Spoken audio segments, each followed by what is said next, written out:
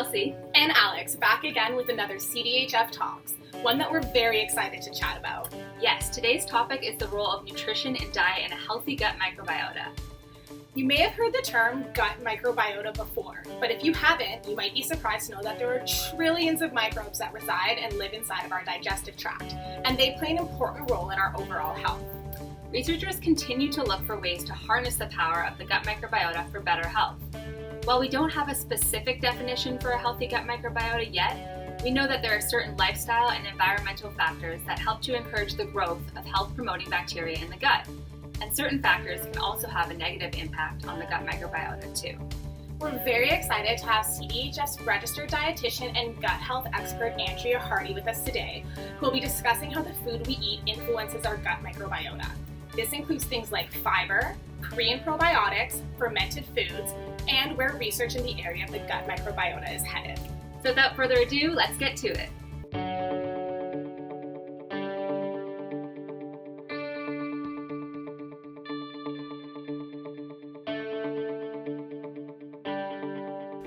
Your gut microbiota is the makeup of bacteria, viruses, and fungi in the gut.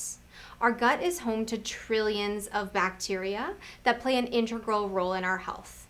And we can kind of think of these like an ecosystem. So our gut bacteria work together to help form a population that helps to take care of our health. And if for any reason it's disrupted, may actually allow for opportunistic disease-causing microbes to crop up. So with this, researchers are really interested in learning how to prevent that from happening and harnessing the power of the gut microbiota to take care of our health. So when it comes to taking care of our gut microbiota, I like to say that if you take care of them, they will help to take care of you.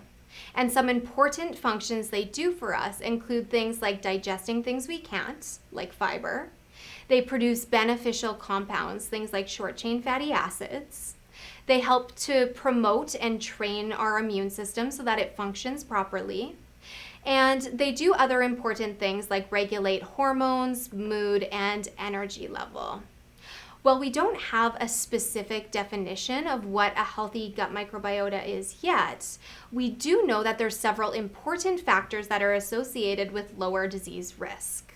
And this include things like having a good balance of bacteria in the gut, having an abundant gut microbiota, and then really having a lot of diversity in that bacterial population. While the research is still in its infancy, we do know that there are a lot of things we can do now to help promote a healthy gut microbiota.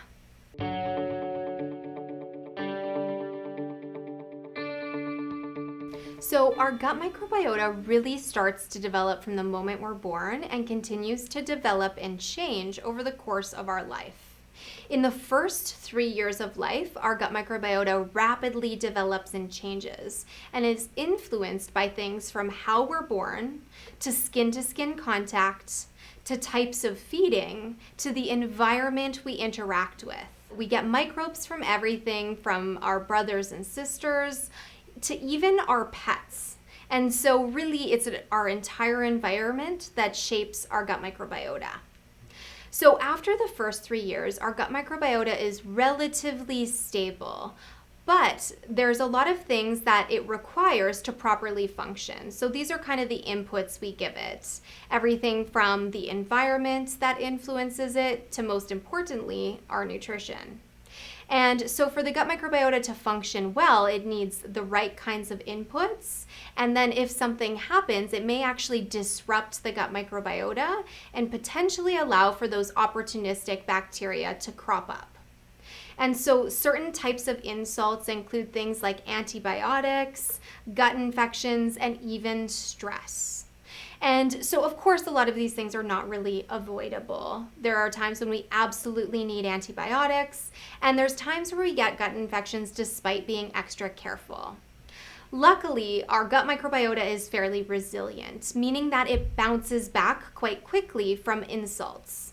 That being said, researchers have theorized that when the gut microbiota isn't able to bounce back, these disease-causing microbes may crop up and increase our risk of actually developing diseases. We now know that the gut microbiota is associated with a whole array of diseases, everything from diabetes and cardiovascular disease, all the way up to things like allergies and asthma, as well as things like celiac disease and inflammatory bowel disease. So this really has researchers excited and interested in finding out how they can use the gut microbiota and harness the power of it to really not only treat disease, but also prevent it.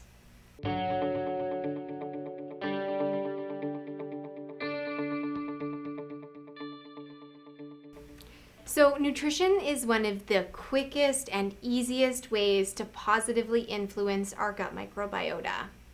I used to say you are what you eat, but actually now I say you are what your gut microbiota does with you. And this is because nutrition plays such a pivotal role in actually influencing the gut microbiota. And so even though the research is still in its infancy, there's a lot of things we can confidently suggest to help improve the population of bacteria in your gut. And there are a lot of things we recognize as possibly hindering the gut microbiota.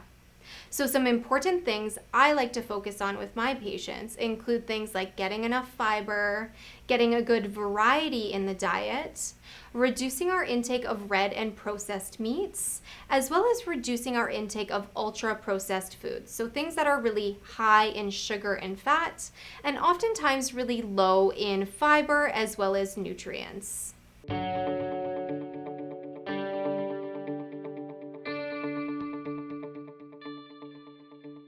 So let's talk about fiber first.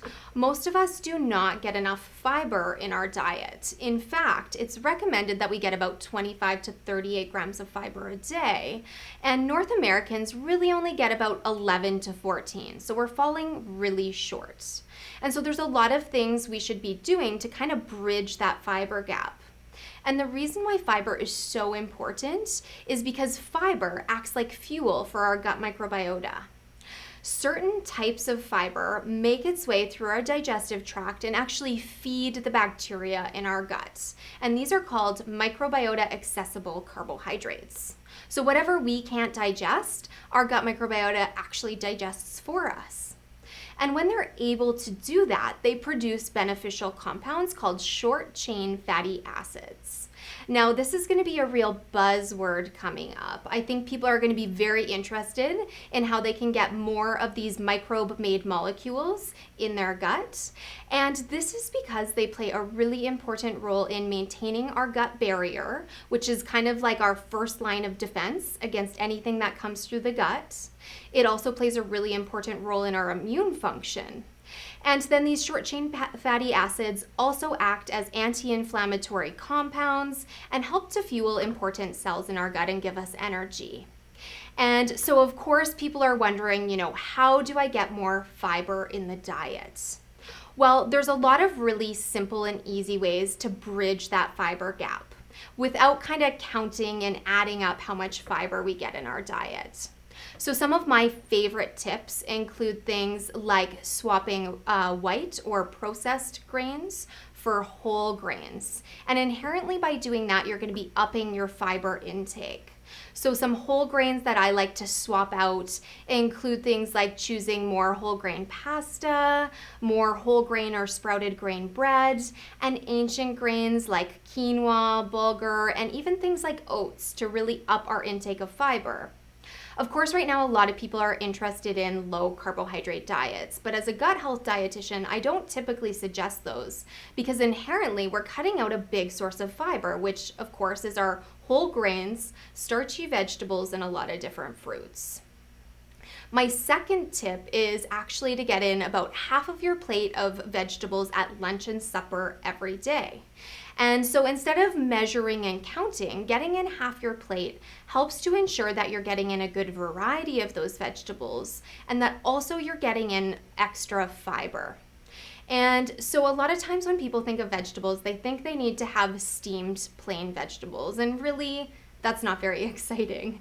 And so what we typically recommend is actually cooking vegetables in a way that's really fun and palatable.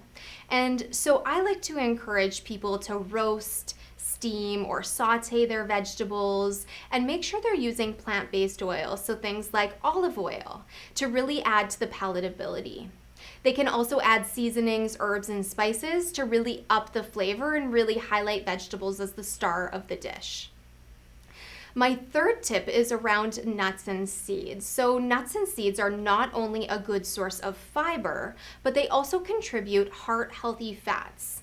And we now see that intake of these fats is actually associated with better digestive health and an improvement or a positive change in the gut microbiota. So I like to encourage people to include a couple of tablespoons a day of nuts and seeds. Some of my favorite ways to do that is including ground flax in my smoothie, spreading peanut butter on some whole grain toast, or even snacking on things like cashews or almonds. My fourth tip is around choosing more meatless meals. So this is really upping our intake of plant-based protein and reducing our intake of red and processed meats. A lot of North Americans don't typically include these sorts of things in our diet, and so I like to start with some basic ways to up our intake of pulses. So that's beans, peas, and lentils. And so some easy ways to do that is making minestrone soup, which we can use white kidney beans in, or potentially making a vegetarian chili, which we can use red kidney beans or chickpeas in. Another really easy tip is to swap out half of your ground meat in a recipe for canned, drained, and rinsed lentils. This is a really great fiber booster, and it helps to save on groceries because it's going to reduce some of the costs there too. My last tip is around variety. So we say variety is the spice of life, not only for us, but also our gut microbes. I like to say that our gut microbes are kind of like picky eaters. Different bacteria like to snack on different fibers. And so really getting variety in our diet is going to help to ensure that we have a nice, diverse bacterial population in the gut. And so as a rule, I like to say for patients to aim for 30 different plant-based foods a week. And so when it comes to including in plant-based foods, 30 sounds like a lot. But actually, when you go to add it up and be purposeful about it, it's actually not too hard to hit. For example, this morning I had a smoothie for breakfast. So that had blueberries, spinach, and ground flax in it. For lunch, I had a stir fry, so it had brown rice, edamame, bok choy, and then I added in a handful of nuts. And so I have a variety of different plant-based foods there. When it comes to adding these up, it's just something we need to be mindful and purposeful about, but actually hitting that target is not too hard.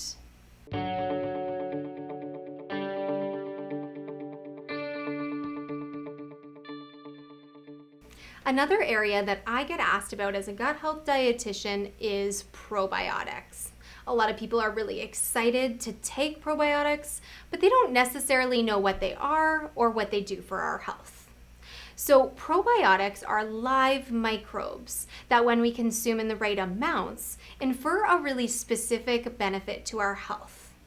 When it comes to consuming those microbes, a lot of people think that when we take them, they actually become part of our gut microbiota, when in fact, that's not actually the case. Rather, we can kind of think of them like tourists. So we consume them, they perform a specific action in the gut, and they make their way out. Now, this specific action is strain specific, meaning not all microbes perform the same job.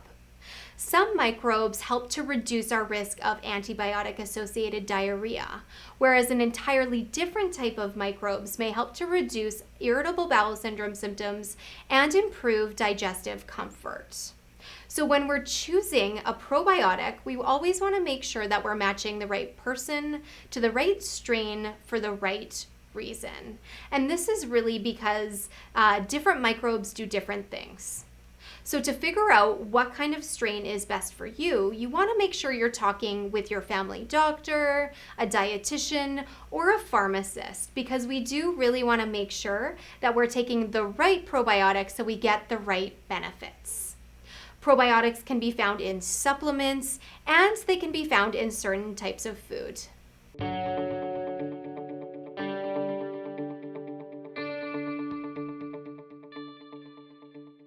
So we can't discuss probiotics without discussing fermented foods.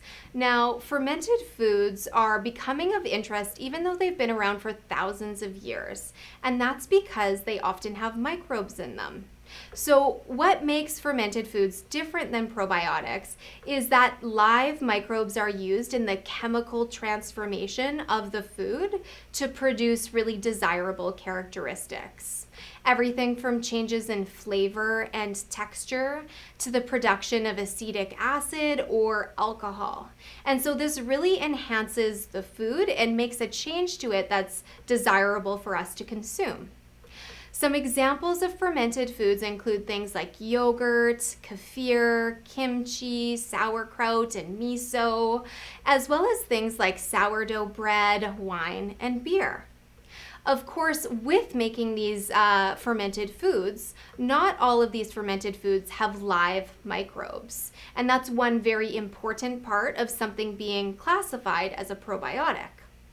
As well, not all microbes are made equal, meaning that the microbes that maybe are used in fermentation don't necessarily have a specific benefit to our health.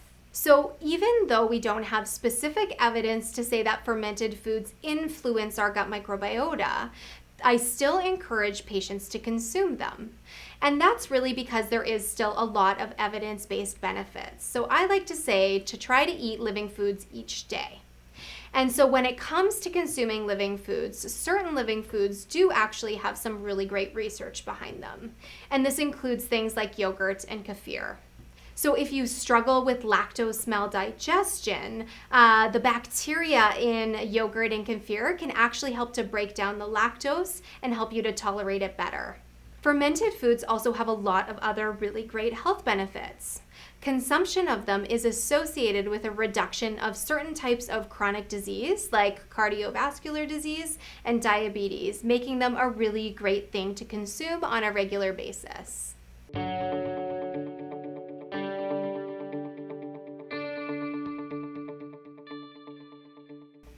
So while nutrition and the gut microbiota research is relatively in its infancy, scientists are always looking forward to what the next steps are. What I'm looking forward to the most is actually personalized nutrition. And what I mean by this is actually looking at a person's individual gut microbiota to provide advice to not only treat disease, but also potentially to prevent it. In fact, we know that having an imbalance of gut microbiota contributes to things like insulin resistance, diabetes, and cardiovascular disease. So researchers really want to know how they can potentially provide interventions to manipulate the gut microbiota and treat or prevent these diseases. This is really exciting stuff, but the research is still out. And so we're still needing more information before we can actually test a person's gut microbiota and use it to treat them. Oftentimes, people will ask me, should I get a gut microbiota test now? And the reality is we just don't have enough information to provide good medical care based on that test. There's a lot available on the market, but I tell my patients to hold off and save their money. And at this point, they're just not indicated in our healthcare. For now, there are still many things we can do to take care of our gut microbiota. And nutrition definitely plays a huge role in that. When it comes to building nutrition habits, I like to encourage my patients to choose one thing and practice it day in and day out until it becomes a habit.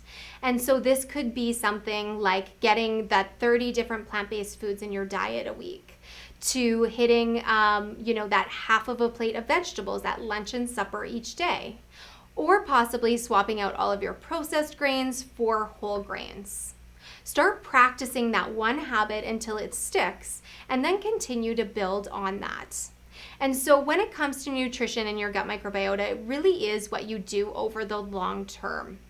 And so when you help take care of your gut microbiota, it will also help take care of you.